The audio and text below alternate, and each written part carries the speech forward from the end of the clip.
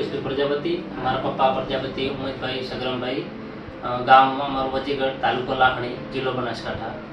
મારા પપ્પાને લગભગ 3 થી 4 વર્ષની તકલીફ હતી. એમનાથી ચલાતો નહોતો, પછી બેસાતો નહોતો, બેસી શકે તો ઊભા નહોતા થઈ ગયા. એમને ગોળાનો પ્રોબ્લેમ હતો, થાપાના. પછી અમે બધી હોસ્પિટલે ફર્યા, ડીસા, પાલનપુર, ખાસી બધી હોસ્પિટલ બીજી જોઈ, અમદાવાદ ગયા, પાટણ ગયા.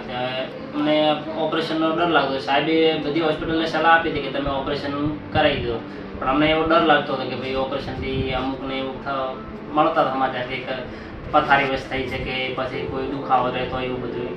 પછી અમે શ્રી શુભમ હોસ્પિટલ પાલનપુર અમે અહીંયા આવ્યા અને સાહેબ શ્રી કુલદીપભાઈ સિંહ પટેલ ને અમે મળ્યા અને સાહેબે અમને કીધું કે ઓપરેશન બી તમે કરાવી લો અને વ્યવસ્થિત તમારો દુખાવો બીજો નહીં થાય ને બધું સાહેબે અમને માહિતી આપી. પછી અમે અહીંયા આવીને ઓપરેશન કરાવ્યું.